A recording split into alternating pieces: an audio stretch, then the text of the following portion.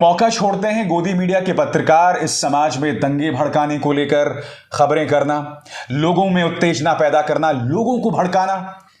मैं आपको बतलाना चाहूंगा दोस्तों, आज तक, सुदर्शन न्यूज ऑफ इंडिया, ये तमाम प्लेटफॉर्म्स और मुझे और मेरे सामने सिर्फ ये 3 मिसालें हैं। ये लोग ये खबर चला रहे थे कि बुलंदशहर के अंदर किस तरह से मंदिरों को तोड़ा जा रहा है। पूरा फोकस भड़काने को लेकर था कि देखो समाज के अंदर हिंदू मंदिर सुरक्षित नहीं है, देखो अगर कोई मस्जिद टूट जाता तो समाज में दंगे भड़क जाते, आज इन मंदिरों को जो नुकसान पहुंचा है कोई इसकी बात नहीं कर रहा है। आप समझ गए इशारा किस तरफ था। यह भी कहा जा रहा था कि ये लोग हमें चैन से जीने नहीं देंगे। अब ये लोग से इनका क्या मतलब है आप भी जानते हैं, मगर अब सामने खबर यह आई है कि बुलंदशहर में जो मंदिर तोड़े गए हैं वो इन 4 लोगों ने तोड़े हैं और ये चारों के चारों हिंदू हैं। गोदी मीडिया इसे एक नया ट्विस्ट दे रहा था और ट्विस्ट का मकसद क्या है दोस्तों आप भी समझ सकते हैं।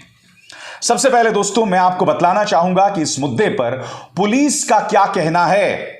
पुलिस क्या कह रही है, पुलिस के पूरे बयान को सुनिए। पुलिस ने इन 4 लोगों को पेश किया है, उन्हें सुनिए। पहले आप पुलिस की बात सुनिए। ये सूचना मिली थी कि वहाँ पे गांव की बाहरी ओर कुछ मंदिर हैं जिनमें लगी मूर्तियों को खंडित किया गया है। इस संबंध में तत्काल थाने पर मुकदमा पंजीकृत किया गया था और 5 टीमों को इस घटना के अनावरण के लिए लगाया गया था, जिनके द्वारा आज इस घटना का सफल अनावरण किया गया है। इसमें कुल 4 लोगों की गिरफ्तारी की गई है, जिसमें कि मुख्य अभियुक्त जो है उसका नाम हरीश उर्फ इलू है। ये उसी गांव बराल का रहने वाला है। पूछताछ में ये बात प्रकाश में आई कि हरीश के घेर पे लोग बैठकर शराब पीते थे। जिस दिन की ये घटना है उस दिन इन लोगों ने शराब पी और उसके बाद ये लोग वहाँ मंदिरों में गए और वहाँ पे तोड़फोड़ किए। घटना में प्रयुक्त एक सब्बल जो कि इन लोगों ने इस्तेमाल किया था उसे बरामद कर लिया गया है। इस घटना से संबंधित कुछ सीसीटीवी फुटेज व अन्य महत्वपूर्ण साक्ष्य मिले हैं, जिनके आधार पर इन 4 लोगों को आज न्यायिक अभिरक्षा में भेजा जा रहा है।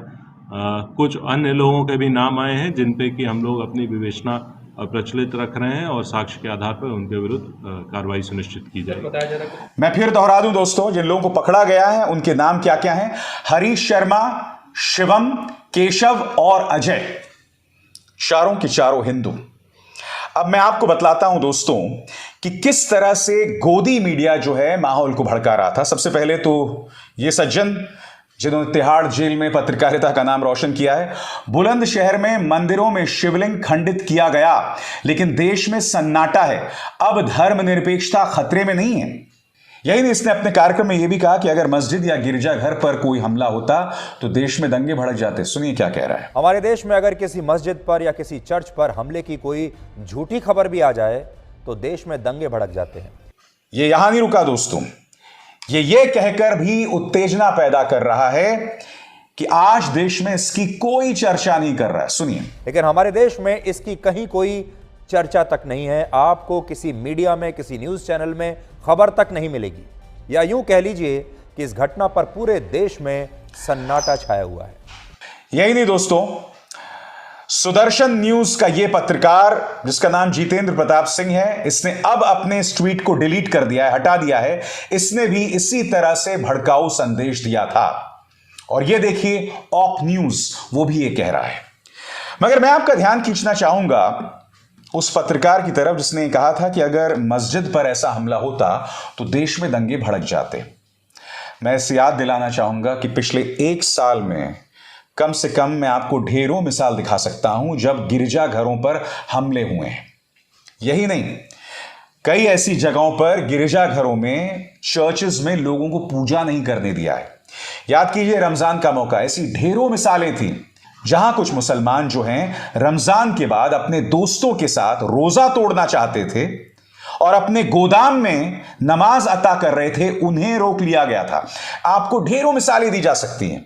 और उसी तरह से रामनवमी में टकराव की ऐसी कई तस्वीरें हैं जिसमें मस्जिद को नुकसान पहुंचाया गया या मस्जिद के ऊपर भगवा झंडा फहराया गया। ऐसी ढेरों मिसालें हैं। आपको यह समझना पड़ेगा कि यह व्यक्ति ऐसे भ्रामक बयान क्यों दे रहा है। आखिर क्यों सुदर्शन न्यूज ऑफ इंडिया इस तरह के भड़काऊ कार्यक्रम चला रहे हैं? इनका मकसद यह है कि हिंदुओं के दिमाग में यह बात भर दी जाए कि तुम खतरे में हो। उनके दिमाग में हिंदुओं को डरपोक, भड़काऊ और डरा हुआ बना दिया जाए। उन्हें बार बार यह बतलाकर कि तुम्हारा अस्तित्व खतरे में है क्योंकि तुम्हारे मंदिर जो हैं उन पर हमला हो रहा है। जबकि ये सारी खबरें झूठी हैं दोस्तों, सारी खबरें झूठी हैं। मैं एक बात स्पष्ट कर दूं, मैं ये नहीं कहता कि हिंदू धार्मिक स्थलों पर हमले नहीं हुए हैं, मगर जिन लोगों ने हमले किए हैं पुलिस ने उन पर कार्रवाई की है। तमाम धार्मिक स्थलों पर हमले होते हैं, यह भी तथ्य है। ऐसा नहीं है कि सिर्फ हिंदू धार्मिक स्थलों पर या सिर्फ मस्जिदों पर या सिर्फ गिरजाघरों पर, सब पर हमले होते हैं। सबकी आलोचना की जानी चाहिए, सबकी भर्त्सना की जानी चाहिए, मगर माहौल को नहीं भड़काया जाना चाहिए। आप यह समझिए कि तमाम लोग ऐसा क्यों कह रहे हैं। इनका सिर्फ यही मकसद है कि माहौल को किसी भी तरीके से भड़काया जाए, हिंदू को डरपोक बनाया जाए। मैं आपसे सवाल पूछना चाहता हूं, अगर एक पूरी कौम को डरपोक बनाया जाएगा, उन्हें डरा कर रखा जाएगा, इससे फायदा किसको है बताइए ना। अगर आप डरे हुए हैं या भड़के हुए हैं तो स्वाभाविक सी बात है कि आप यहां से नहीं सोचते हैं, फिर आप घुटने का इस्तेमाल करते हैं और फिर आप ताकत का इस्तेमाल करते हैं, और ये दोनों ही सूरतें आपके लिए सही नहीं हैं।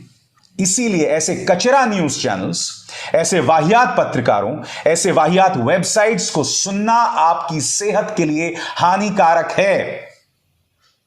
मैं समझना चाहता हूं, ये बड़े बड़े न्यूज चैनल्स जिनका एक लंबा चौड़ा इतिहास है, और इनमें से मैंने भी काम किया है दोस्तों, इनकी आखिर ऐसी क्या मजबूरी है कि इस तरह के भड़काऊ भ्रामक कार्यक्रम चलाते हैं? कोई खास मजबूरी होगी ना। क्या वजह है कि ये तमाम न्यूज चैनल्स ऐसा करते हैं? अब मैं आपको एक और मिसाल देता हूं। हुआ क्या है दोस्तों कि जब से बालासोर में ट्रेन हादसा हुआ है उसके तुरंत बाद कई भ्रामक खबरें जो हैं वो सोशल मीडिया में फैलाई जा रही हैं। मसलन यह खबर सामने उभर कर आई कि एक मुसलमान ने ट्रैक पर एक सिलेंडर छोड़ दिया।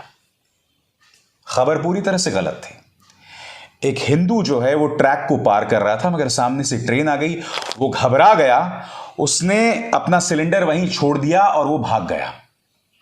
बाद में उस पर कार्रवाई हुई, मगर उसने जानबूझकर वहां सिलेंडर नहीं छोड़ा था। मगर पूरे प्रचार तंत्र ने एक झूठी खबर चलाई।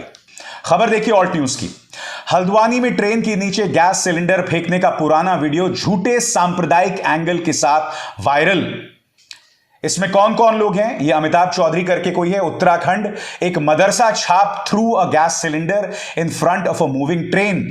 ठीक है, ये कोई मिथिला वाला है।